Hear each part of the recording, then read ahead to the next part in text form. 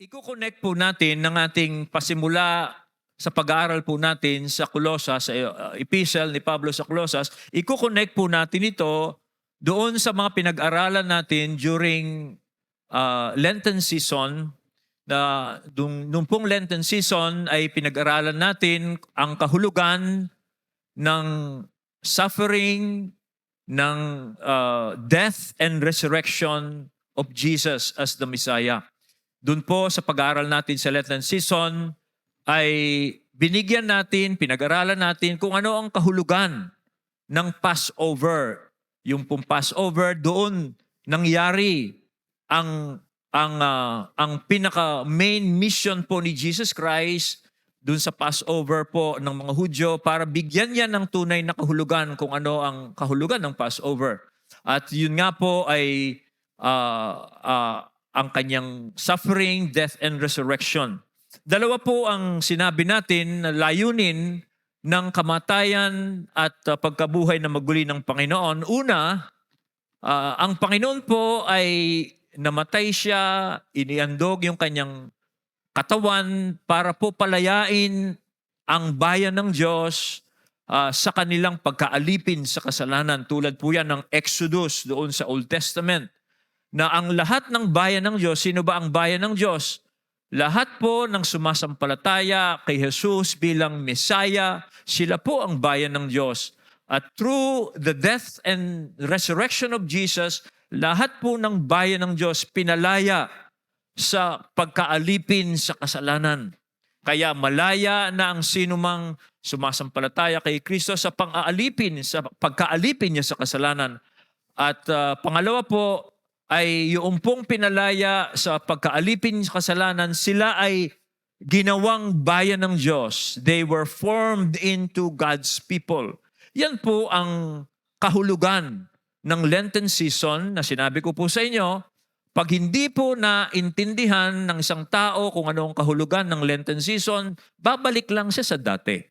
Pero sa mga nakakaunawa po ng tunay na kahulugan nito, ay mamumuhay siya sa isang bagong pamumuhay dahil pinalaya na siya ng Diyos sa pagkaalipin niya sa kasalanan. At siya ngayon ay bayan na ng Diyos. So hindi ka nababalik sa dati mong pamumuhay kung naiintindihan mo yan. Yan po ang mabuting balita ng kaligtasan ng Diyos. Okay, now, paano natin malalaman ngayon kung sino ang tunay na sumampalataya sa Ebanghelyo? Yan po ang ating topic ngayong umaga ito. Paano natin malalaman kung sino talaga ang sumampalataya sa mabuting balitang ito na ginawa ng Panginoong Kristo para sa Kanya? Well, malalaman po natin ito dahil merong mga ebidensya. There are evidence. Dito nga po sa pag-aaral natin sa Colosas ngayong umagang ito, we will talk about the foundational evidences of all believers. Meron pong mga ebidensya, they are foundational, they are basic, they are primary, okay? Sa lahat po ng mga sumasampalataya sa Ebanghelyo ng Panginoon. Now, ang akin pong main argument sa mensahe pong ito ay ito. These foundational evidences are found in all the believers of Jesus. Ang mga ebidensya pong ito ay nakikita sa lahat ng mga sumasampalataya sa Ebanghelyo. Tatlo po ang pupuntusin natin. Una, these evidences are common. Common. They are commonly shared by all believers. Pangalawa, these evidences are the works of God in every believer. And then pangatlo po, these evidences are the fruits of the gospel. They are fruits of the good news. Now, una po, ang mga ebidensya pong ito na makikita sa lahat ng mga sumasampalataya kay Kristo are common in them. They are common. Ito po ay makikita natin dito sa concern po ni Apostol Pablo sa mga Colossian Christians. At dahil nabalitaan niya ang mga ebidensya nakikita sa mga Kristiyano doon sa Colosas, nagsimula ng ipanalangin ni Pablo ang mga Kristiyanong ito. Why? Because nabalitaan niya yung mga evidences nakikita sa kanilang buhay. At ito po ay makikita natin yung concern ni Pablo doon po sa kanyang greetings.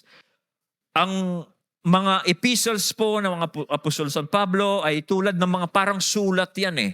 Mga sulat yan at meron silang greetings, meron ganun. Parang tayo, meron din mga forma yung mga letters natin. Ngayon, sa greetings po ni Pablo sa kanya, makikita natin, pinahayag niya yung kanyang concern sa kanila because of these evidences. Now, sabi po ni Pablo, tinawag po ni Pablo ang kanyang sarili as an apostle of Christ Jesus by the will of God. Ganyan niya ipinakilala yung kanyang sarili na siya raw ay apostle ni Messiah, the anointed Son of God, who is Jesus, by the will of God. Now, yung salitang apostle po, literally, sa Greek is apostolos. Walang masyadong pagkakaiba, no? Apostolos.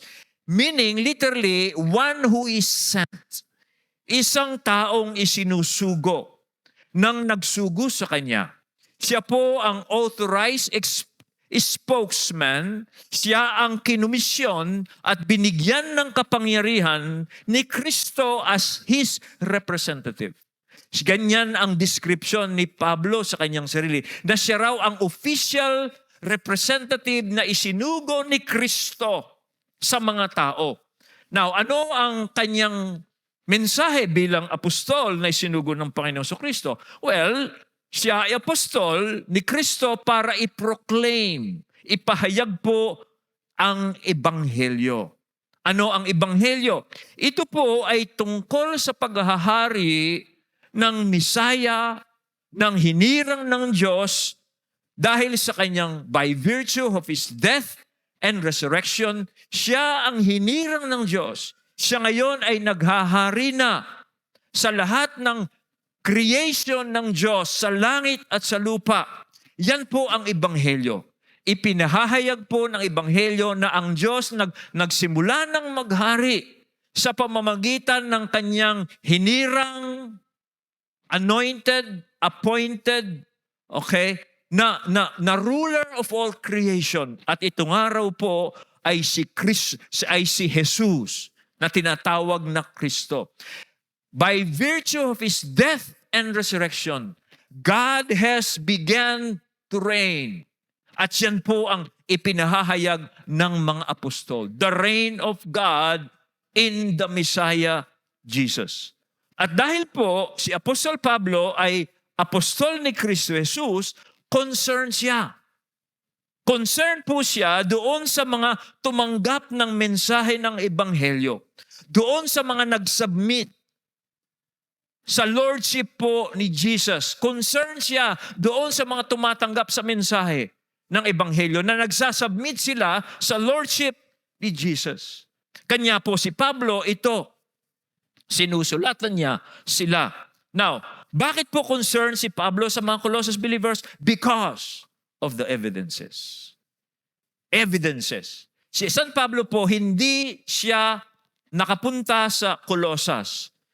Siya po ay narinig lamang ang mga Kristiyano doon sa Colossus sa kanyang may nagsasabi si Epaphras. Kay Epaphras. Si Epaphras daw po ay isang taga-Colossus na narinig ang pangangaral ni Apostol Pablo doon sa Epeso, and then tinanggap niya yung ebanghelyo tungkol sa lordship ni Jesus at siya ang nangaral doon sa lugar nila sa Colossus. At yung mga tao doon sa Colossus ay tinanggap din nila yung mensahe ng ebanghelyo, kaya nagkaroon ng mga Kristiyano doon at at nung may problema sila sa Colossus, pumunta po si Epaphras kay Pablo noon, kay Apostol Pablo, na noon si Apostol Pablo ay nakakulong, nakapiit siya doon sa Roman rented house niya nung nasa Roma.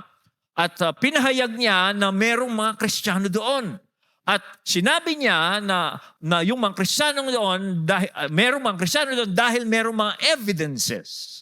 Kaya si Pablo nung marinig niya na yung mga Kristiyano doon, meron ng evidence na sila ay talagang naniwala sa ebanghelyo, he became concerned naging concern po si Apostle San Pablo. So si San Pablo, hindi siya nakapunta, naniwala lamang siya na tinanggap na ng mga taga-Colosas ang mabuting balita because of the evidences. Evidences. Kaya nga sabi sa verse 8, sabi niya, si Epaphras has made known to us your love in the Spirit. Merong evidence. Now, dahil po sa mga ebidensyang ito, si Pablo po sa kanyang greetings sa kanila, sa opening greetings niya, ay inaddress po niya yung mga Colossian believers na ito as saints and faithful brothers in Christ. Now, yung pong salitang saints dyan ay hindi po yung santo na karaniwang pag tinawag kang saint, huwag mo ko tatawagan saint, buhay pa ako. Ito pong mga saints nito, mga buhay ito. Okay? Saints, holy sa ibang translation po ng English, sa original Greek is hagios.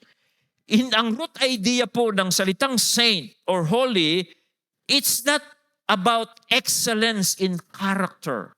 Hindi po yung banal na walang kasalanan, na malinis at ganon-ganon. No! Ang root idea po niyan, it's not about the excellence of character, but of dedication. Dedication, meaning, pag sinabing saints, they are dedicated to God and for God. Sila po ay mga bayan ng Diyos. Ang kanilang kalagayan, ang sino mang sumampalataya kay Kristo, ang tawag po sa kanila ay saints, holy. Dahil sila po ay dedicated na ngayon sa Diyos for His purposes, for His worship, for His works. Yun po ang salitang saint. Kaya nung malaman po ni Pablo yung mga evidences na yun, ang address niya, you are the saints of God. You are the people of God. You were set apart for God's work and worship. Yun po ang salita na Saint John. Kaya tinawag sila, you are saints of God. Now, yung work of God, hindi sabi ko po, na they are separated for the works and worship of God. What is the work of God to which they are called? Ang bawat saint po. Well, as ang mga sumasampalataya, mga saints, God's people, they are God's representative on earth. To do God's work on earth. To represent God's love, God's mercy, God's truth. Yan po ang mga saints. Yun ang mga sumasampalataya kay Kristo. Ngayon sila ay nihiwalay na sa Diyos for the purposes of God. So that they could represent God on earth. To show His love, His truth, and His mercy. Okay? At yung mga saints po, if you are a believer, you are a saint. You are set apart for God. And you worship God on earth. Sa gitna po ng mga taong hindi sumasampalataya sa Kanya. Kayo, tayo, lahat ng sumasampalataya kay Kristo, tinanggap natin ang lordship ni Christ. So we are saints. At hindi lamang po yun, dahil po sa mga evidences, pansinin nyo, hindi lamang sila tinawag na saints, kundi tinawag din po silang faithful brothers in Christ. Okay? Faithful brothers in Christ. Ibig sabihin yan, they are loyal. They are faithful in Christ. These believers, because they have the evidences, they are now called faithful, tapat, loyal silang mga kapatid kay Kristo. Okay? Tapat sila ngayon kay Kristo. Now, ito pong katapatang ito na dapat nakikita sa lahat ng mga naniniwala kay Jesus as the Messiah, yung pong katapatang yan, yung pong loyalty yan kay Christ, yan po ay response po ng sino mang nakakaunawa, sino mang nakakaintindi ng Ebanghelyo, okay, sino mang nakakaunawa ng katapatan ng Diyos, yung pong faithfulness na yan ay response lamang natin doon sa katapatan ng Diyos. Doon sa katapatan po ng Diyos sa kanyang mga pangako yan. Pinag-aralan natin yan nung mga nakaraan. Kung hindi po ninyo naintindihan, pero yung balikan yung pinag-aralan natin. Yung pong katapatan ng isang sumasampalataya kay Kristo, katapatan niya kay Kristo, yan po ay response lamang niya sa katapatan ng Diyos. Dahil ang Diyos po naging tapat sa kanyang mga pangako, tinupad niya ang kanyang ipinangako doon sa lumang tipan na darating siya para iligtas yung kanyang bayan. Tinupad po yun ng Diyos. At pag naintindihan po natin yan, ang correct response po niyan ay ang katapatan natin sa Kanya. Yun po ang sabi ni Apostol San Pablo. Because of these evidences, it shows that you are loyal. You are faithful in Christ. You are a loyal, faithful brother in Christ. Yan po. Kaya po dito, dahil po sa mga bagay na yan, ipinaabot po ni Pablo sa kanila yung kanyang greeting. Ano yung greeting ni Pablo? Sabi niya, grace to you and peace from God our Father. Because of these evidences, and because those evidences shows that they are God's people, and they are now faithful in Christ, now Paul says, I want to bless you by what God wants to bless you. May His grace, may His peace that comes from God our Father be with you. Slide, please. Oh, wala pa yun. Okay. So, He sends His, sabi na, grace to you and peace. Yung grace po dyan, yan po ang undeserved favor. Pag po nababasa natin ang grace sa Bible, yan po ang undeserved favor ng Diyos. Okay? By virtue of what God has done for us in Christ, we are favored by God. Dahil po sa ginawa ng Diyos para sa atin sa pamamagitan ni Kristo, we are under God's favor. At because we are under God's favor, we can have peace of God. Kaya, grace and peace from God, our Father, sabi niya. Pag meron kang grace ng Diyos, naintindihan mo ang ginawa ng Diyos para sa iyo sa pamamagitan ni Kristo, you can have peace. Pwede ka nang pumanatag sa iyong kaugnayan sa Diyos.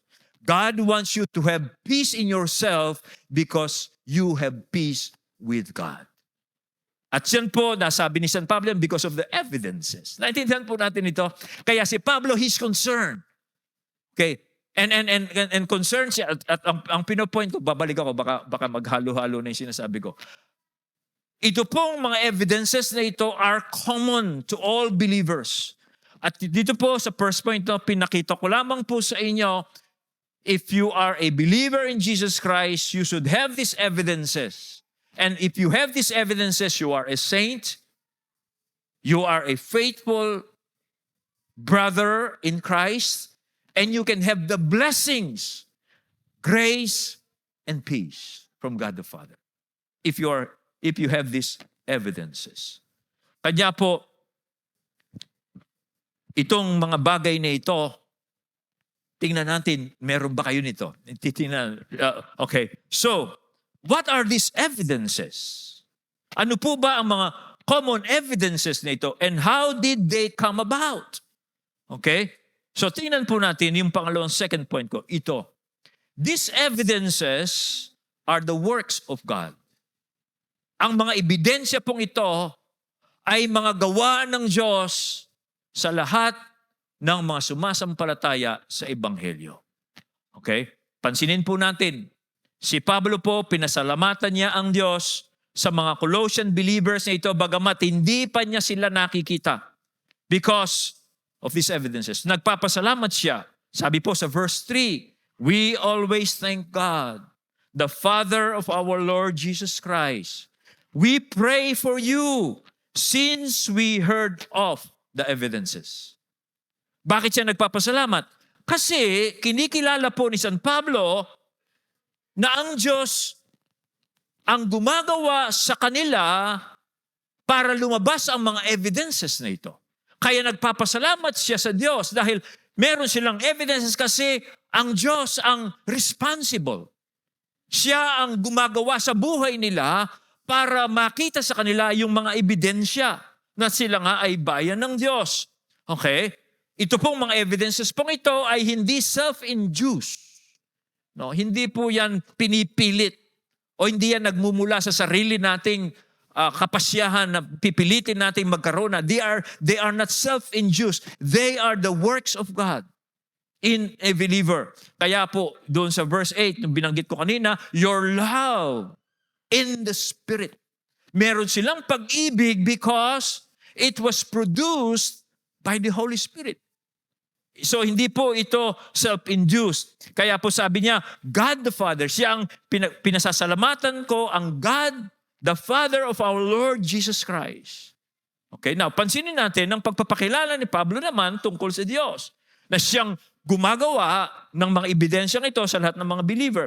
Ang Diyos daw pong ito, na siyang may gawa ng mga evidences na ito, ay Ama ng ating Panginoong Jesucristo.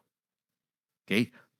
Sumasampalataya tayo sa Panginoong Jesucristo, at dahil sumasampalataya tayo sa Panginoong Jesucristo, yung Ama ng Panginoong Jesucristo, gumagawa siya sa buhay natin sa pamamagitan ng Espiritu para lumabas ang mga ebidensya.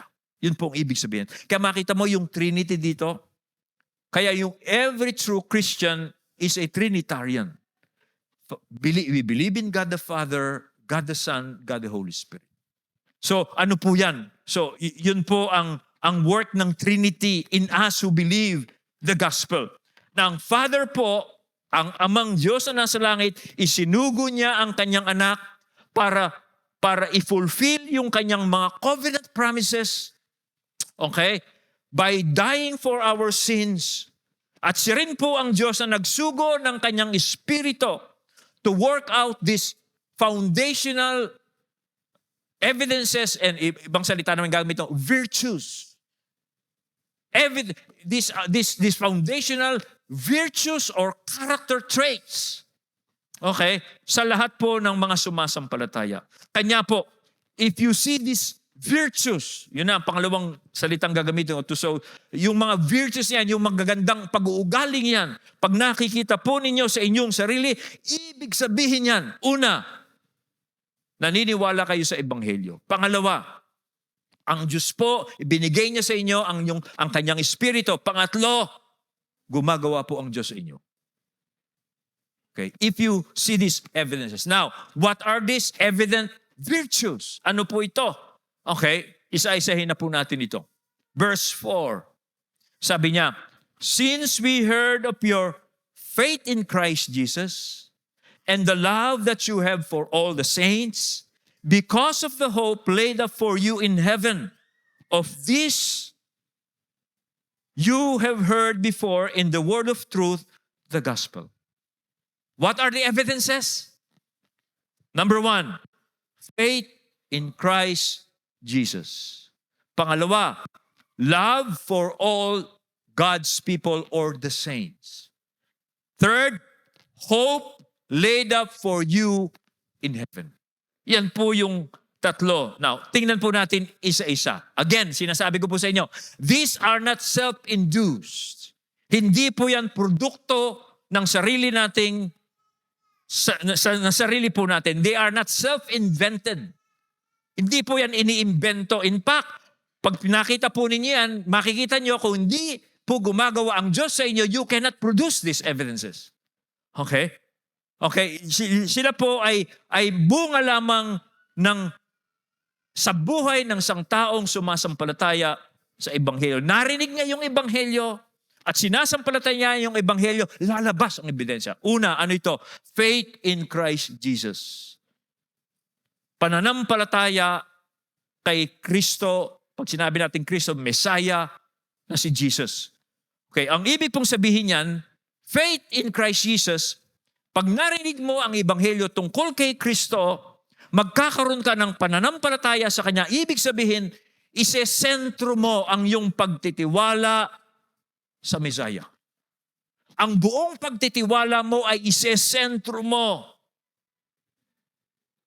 sa Messiah, doon sa anointed, doon sa chosen of God, that is Jesus.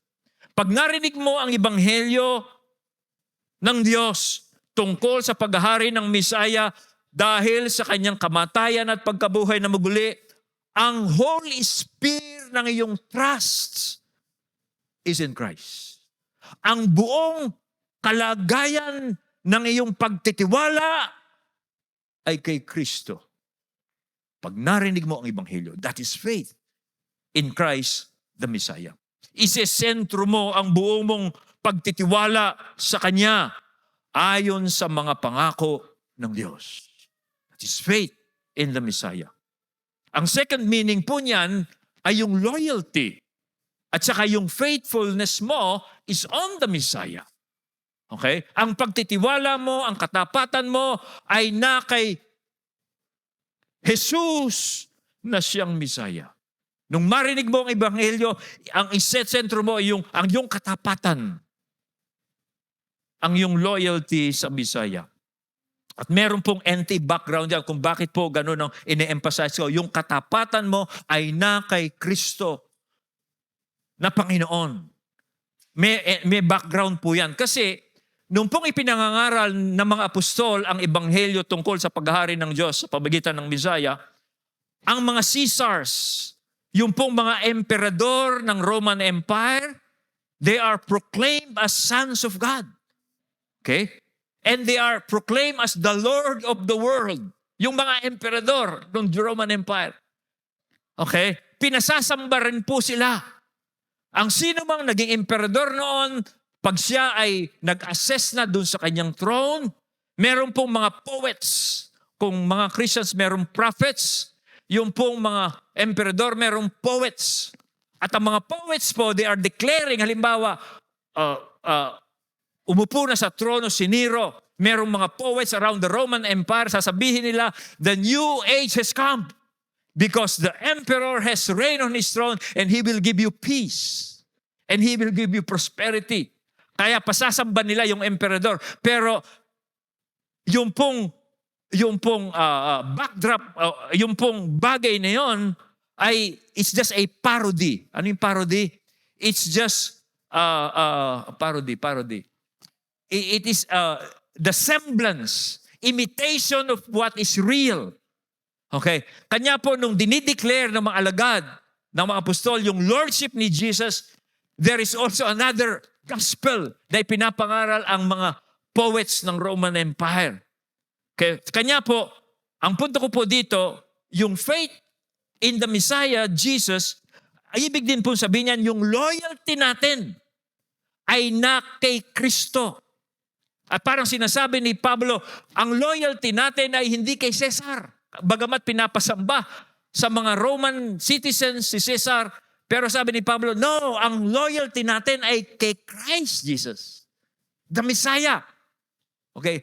So yun ang sinasabi po ni San Pablo, you are loyal in the Messiah because of these evidences. Parang sa panahon natin, okay, ganito, application, political, ngayon, election season, no?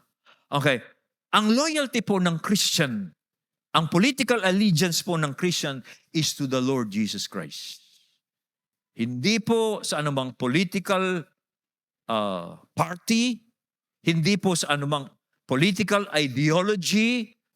Ang loyalty po ng Christian ay sa lordship ni Jesus. Yan po ang application din. Dahil nga po ang mga Romano, pinasasamba nila yung kanilang Caesar. Nung nangangaral sila Pablo, no, the real God, the real Lord is Jesus Christ. Kaya sabi niya, you are faithful in the Messiah. Kaya sa panahon po natin, tayo pong mga Kristiyano, huwag tayo mag-away. No? Huwag tayo mag-away kung kanino kakampi. Ang loyalty mo hindi sa mga political parties. Your loyalty is in the Messiah.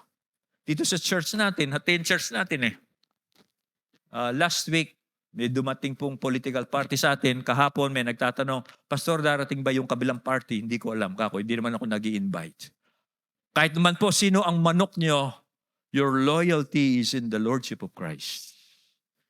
It is not on a political party. Political parties, political personalities will go, but Christ will not. His kingdom will never end. Kaya ganyan po ang proclamation ni Pablo dito po sa una. Ang loyalty, ang evidence, ito. Yung loyalty mo ay nasa Messiah. Why? Bakit sa Kanya ang loyalty mo? Well, dahil you're connected to Christ. Sabi diyan, in Christ Jesus. Because of your faith in Christ, you are connected. Connected ka kay Christ Jesus. Sa Kanya mo kinukuha ang buhay, sa Kanya mo kinukuha yung vitality mo, sa Kanya mo kinukuha yung sustenance mo. Bahagi ka ni Kristo, you're connected to Messiah.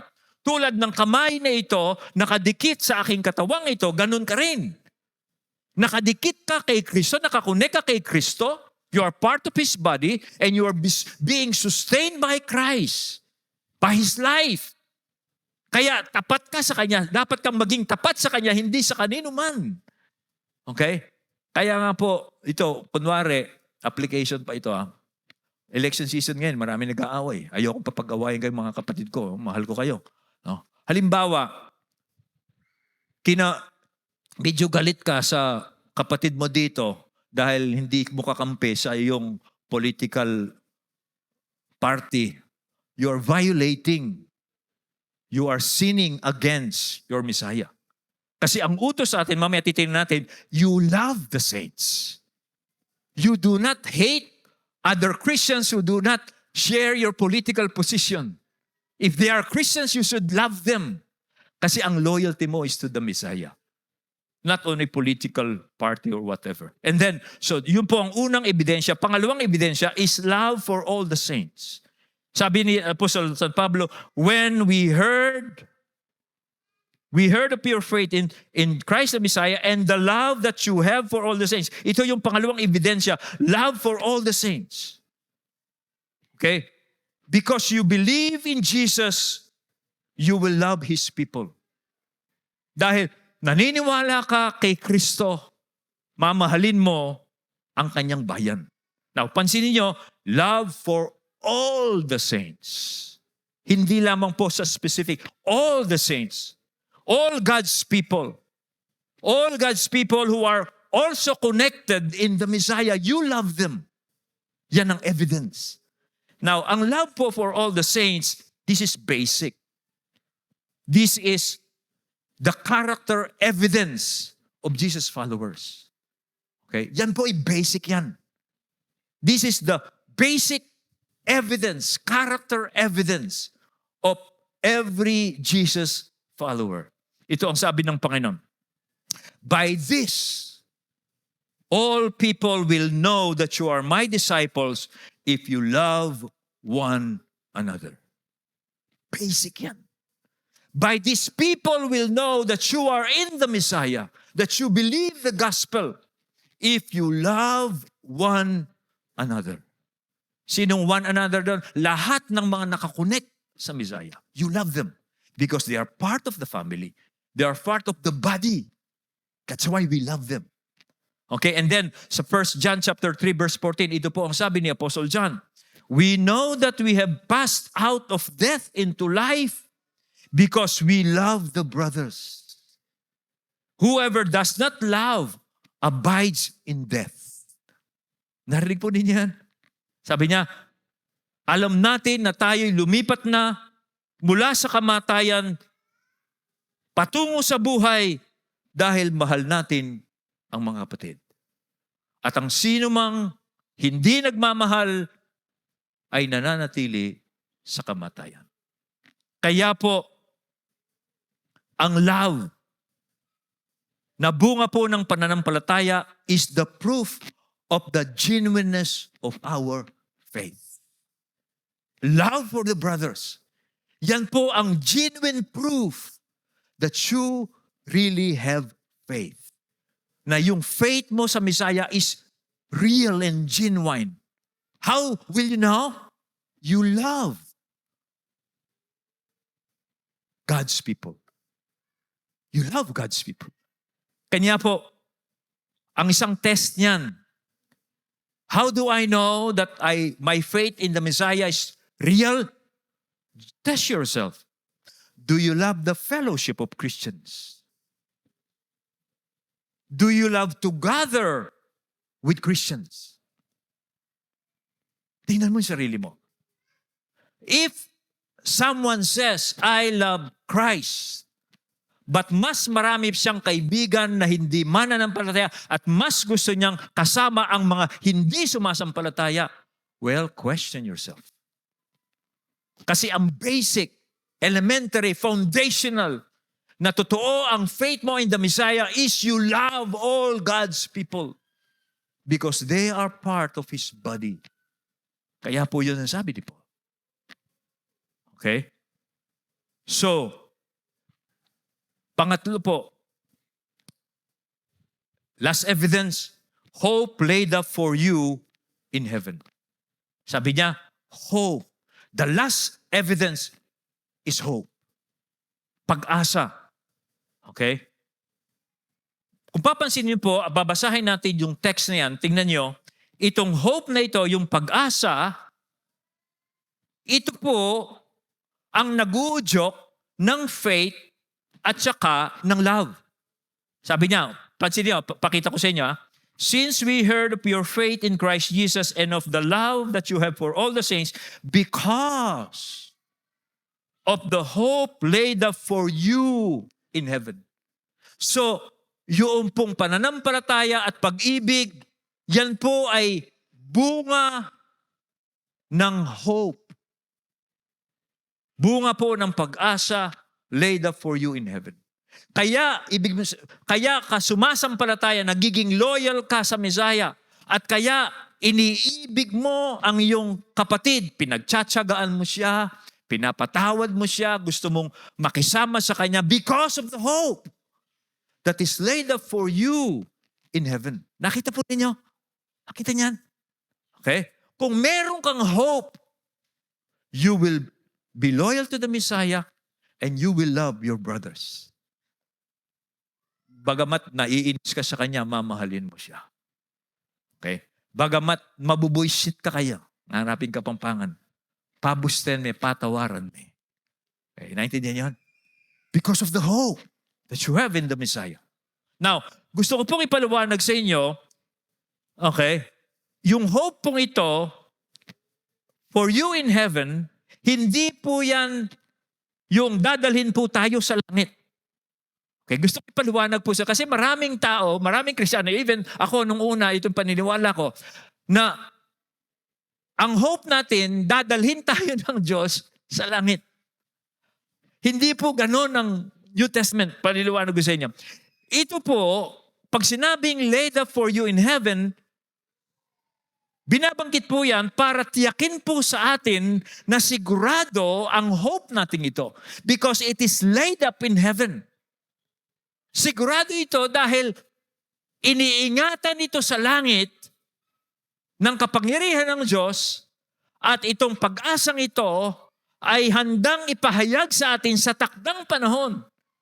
Kaya it is a sure hope because it is laid up in heaven. It is secure in heaven.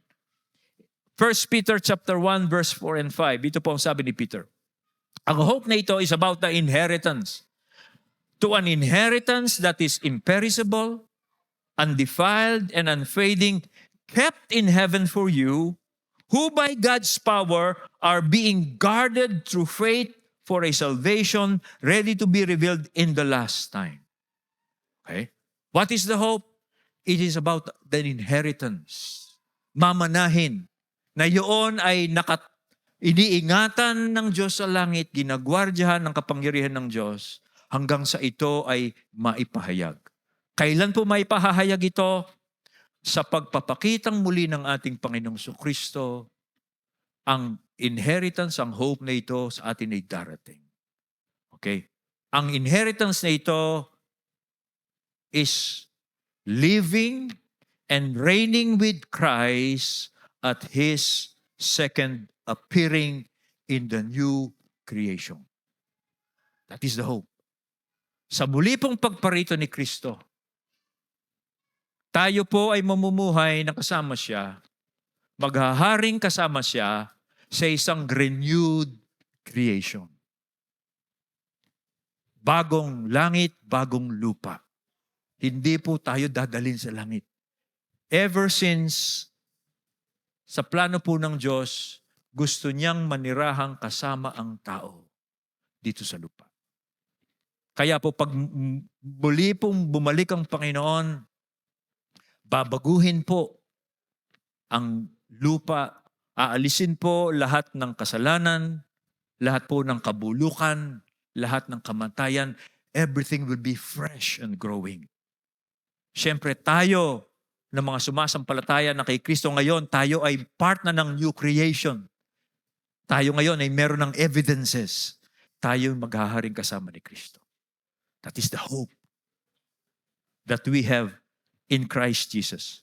1 Timothy chapter 1, 2, and 3. Ito po ang sabi ni Pablo tungkol sa hope na ito.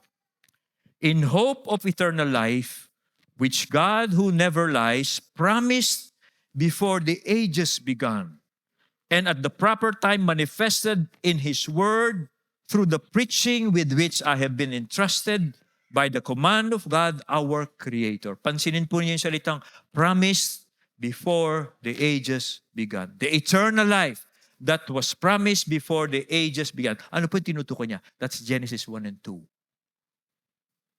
Nung pong sa creation account, babasa po natin sa creation account, Genesis 1 and 2, ang purpose po ng Diyos, He will live with man.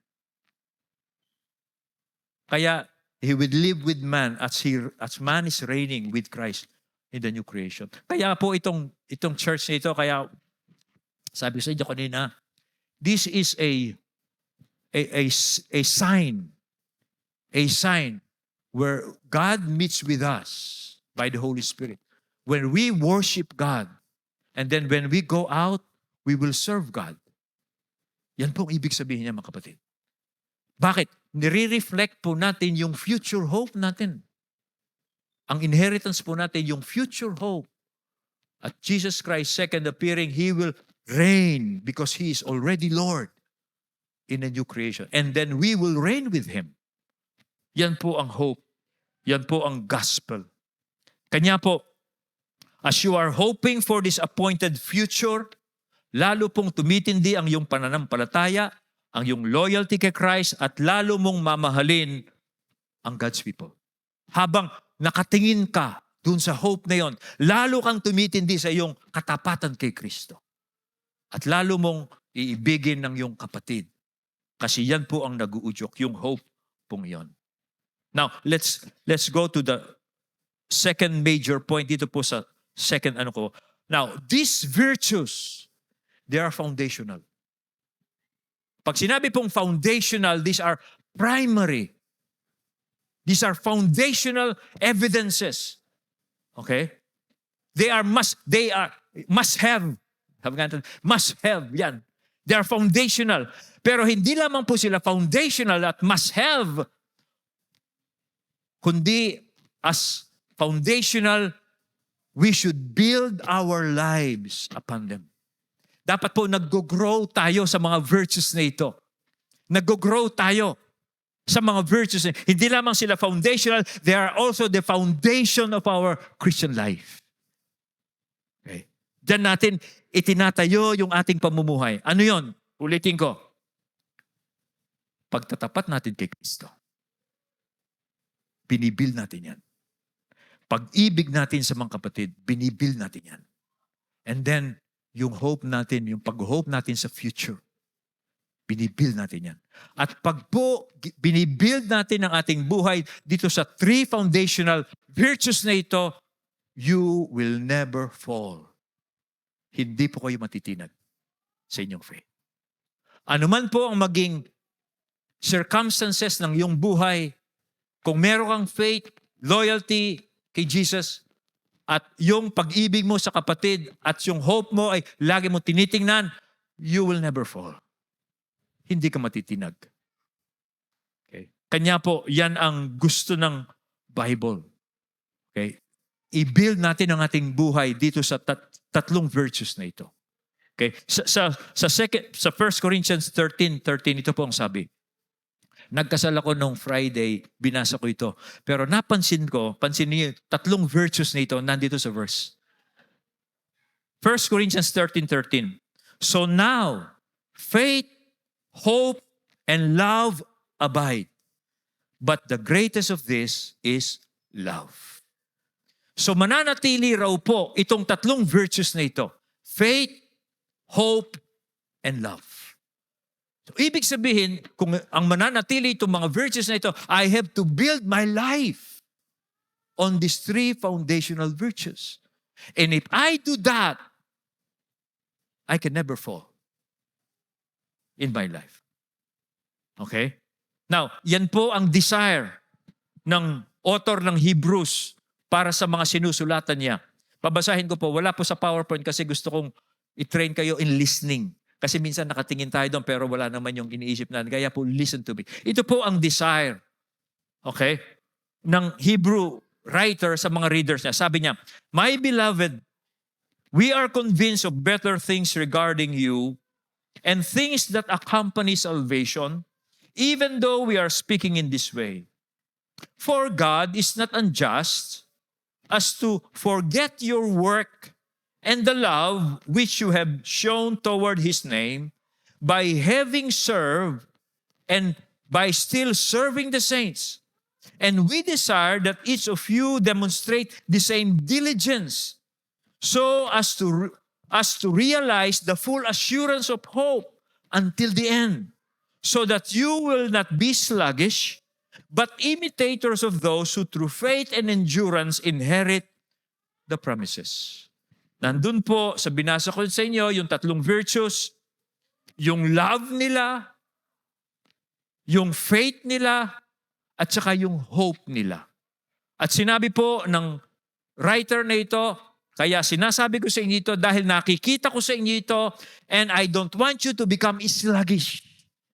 Ayokong maging tamad kayo. Kundi, sabi niya, lagi pa niyong ipakita ito because when you are doing this, you will never fall. Kaya alam ho ninyo, alam ko gusto po ninyong maging matatag kayo sa buhay na ito. How can you be matatag? Build on these three virtues. Goal po ninyo sa inyong buhay, palakasin ninyo, patatagin ninyo ang sarili nyo sa 30 virtues na ito. Okay? And then, the last one. These evidences are not only common, these evidences are not only the works of God, these evidences are the fruits of the growing gospel. Okay? Dito po sa passage na ito, Paul talks about the gospel. Okay? Sabi po sa verse 5, "Of this you have heard before in the word of truth, the gospel."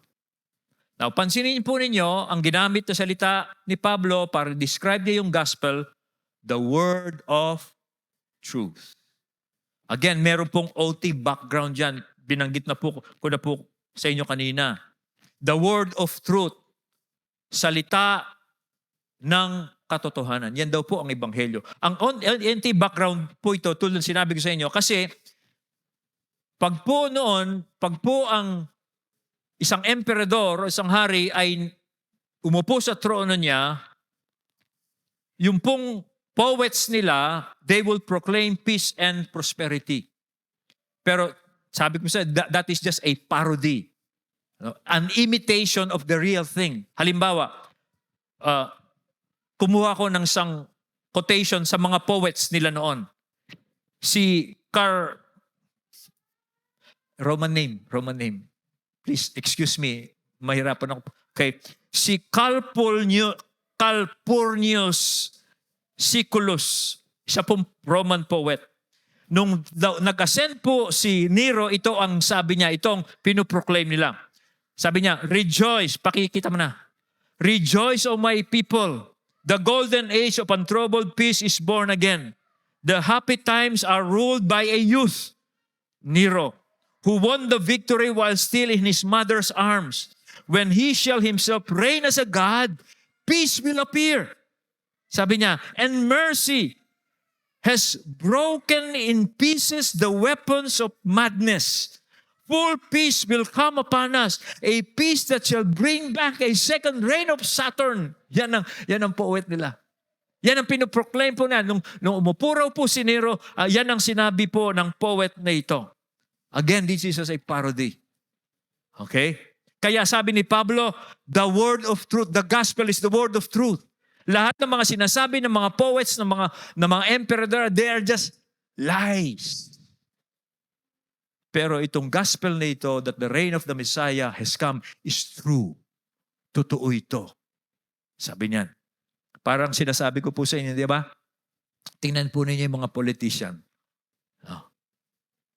Tingnan mo yung pinapangako ng mga politician at ang mga sinasabi ni Jesus. Nire-repeat lang ng mga politician ang mga pinapangako ni Jesus. Ano yung pangako ni Jesus? You have a place, you have a future, and you have a leader, servant leader. Pansinin po ninyo yung mga pinapangako ng mga politician. I'm not trying to be, hindi ko po minamaliit. I'm just trying to show an illustration here. Okay? Kasi po, ang hinahangad ng mga tao real is a servant leader and peace and prosperity. I'm not trying to, hindi ko po sinisira ng mga politicians. I'm just trying to show you that yung hinahangad po ng tao ay ibinigay na po ng Diyos sa atin. And that is Jesus Christ. Kaya kung alam lang ng mga tao, kilala lang nila si Jesus, kung nasa balota lang si Jesus, boboto nila si Jesus. kasi yung mga politicians, they will, tingnan nyo, just observe that. Because people are yearning for a servant leader and prosperity and peace. Not knowing that all these things have been promised in Christ the Messiah. If they only know that God had already come, that God had already sent the Messiah with the promised future, a new heaven and new earth. Oh. Baka bukas, sa May 12, hanapin niyo yung pangalan ni Jesus, check ko si Jesus. Wala si Jesus dyan. Hindi yan iboboto naman kasi hindi nila kilala. So, kaya po, ang point ko po dito, the gospel is called the word of truth. Because that time, the Roman poets were declaring a parody, a semblance of reality. Kaya the word of truth. Now, one way to verify the truth of the gospel, ayon po kay Pablo dito, is its effect in the world. Ano po ang effect niya sa world? Look at verse 6. Doon mo mapapatunayan na totoo yung ebanghelyo because of the effect it has in the world. Sabi niya, which has come to you as indeed in the whole world, it is bearing fruit and increasing as it is also thus among you since the day you heard it and understood the grace of God in truth. Pansin nyo, it is increasing. Ibig sabihin, it is expanding. The gospel is spreading. Nung pong sinabi ni Pablo ito, it was roughly 30 years since Christ's death and resurrection and Pentecost. 30 years po, roughly, nung sabihin ni Pablo ito. And the gospel has indeed spread from Jerusalem into Syria, Asia Minor, that is Turkey, Greece, Italy, most likely nakarating na sa Egypt, sa North Africa, sa Persia, in just a matter of 30 years. Nung pinuproclaim nito, pakita niyo yung map. Ayan. Nagsimula po ang pangaral ng Ebanghelyo dun sa Jerusalem. At after roughly 30 years, nakalatan na po yan.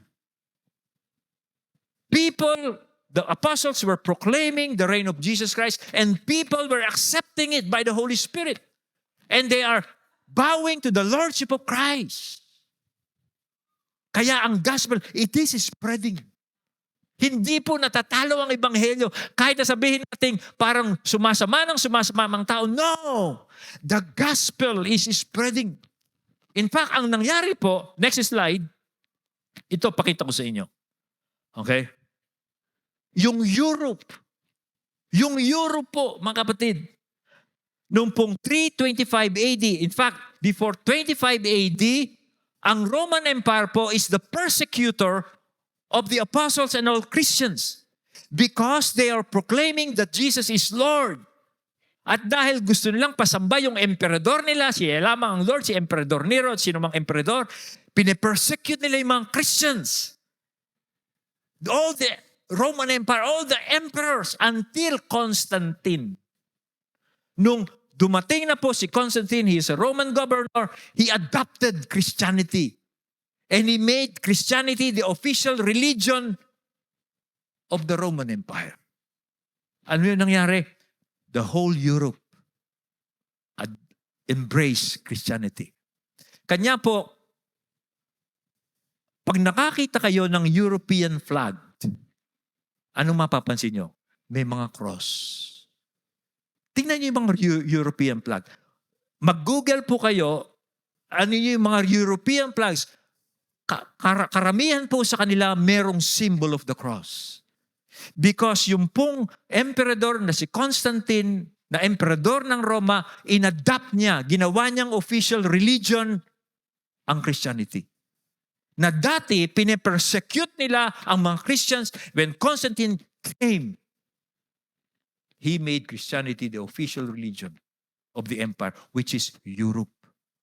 Kaya po, yung pansinin nyo, yung mga flag ng mga Europeans, merong sign of the cross. Okay? Yan po ang nangyari. Why? Because the gospel is increasing. Diyan mo makikita na totoo ang ebanghelyong ito. It is being accepted, believed by people, by the Holy Spirit.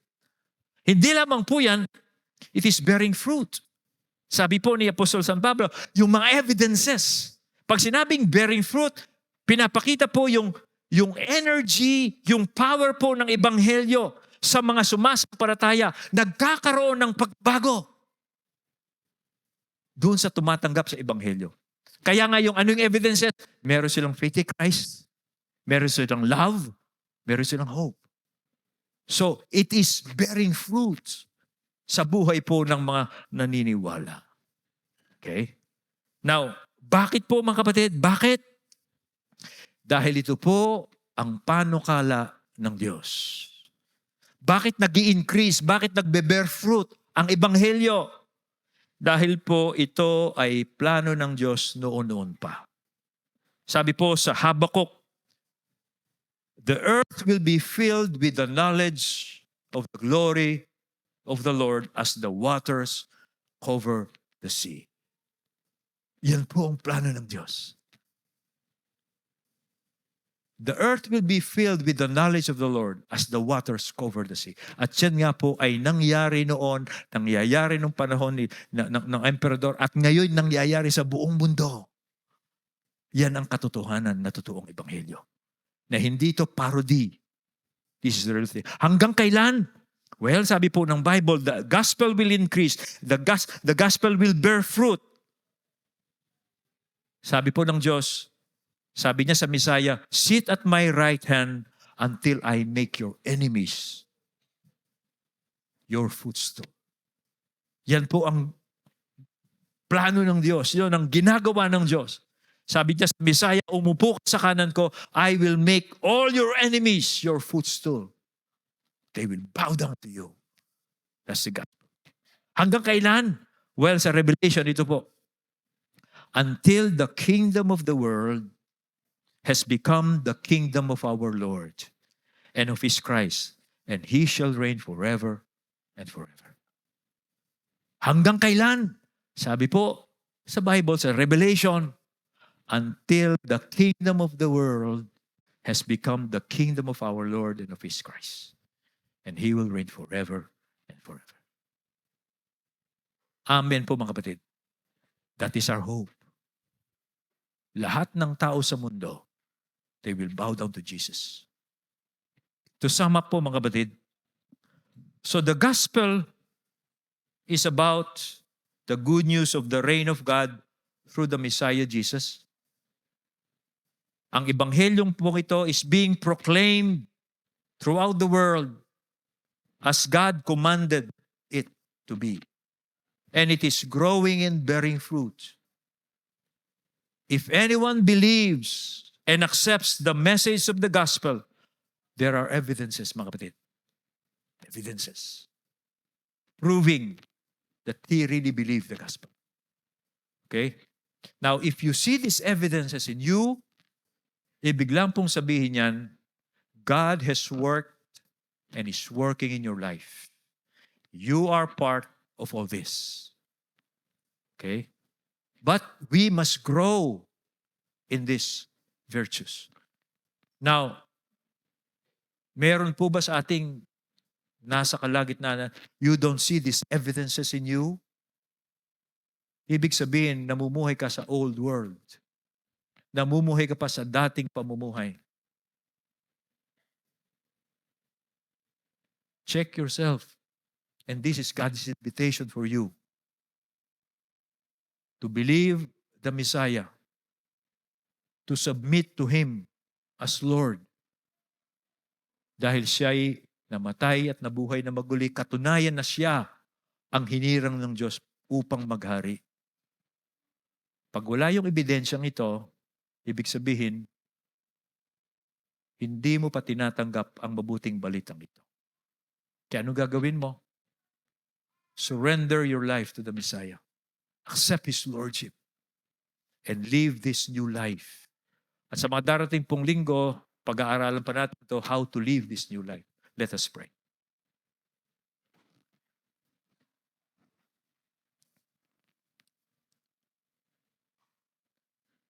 Purihin po kayo, O Diyos. Sambahin po kayo. Natatanging Diyos at Ama ng aming Panginoong Kristo. Lumalang ng langit at ng lupa. Ginaganap po ninyo ang inyong mabuting layunin at panukala na inyo pong pinlano noon pa. Titipunin niyo ang lahat ng bagay sa langit at sa lupa sa isang ulo, si Kristo Jesus. At ito po ay pinapahayag sa pamagitan ng mabuting balita. Ako po ay nagpapasalamat dahil sa Lord's Way, ang mabuting balita mo ay tinatanggap, pinaniniwalaan. At nakikita ko po ang mga ebidensya nito sa bawat buhay ng bawat isa. Nakikita ko po ang katapatan nila kay Kristo Jesus. Nakikita ko po ang pag-iibigan bilang magkakapatid. At nakikita ko po ang bawat isang sumasampalataya kay Kristo ay umaasa doon sa future hope na nakalahad sa iyong mga salita.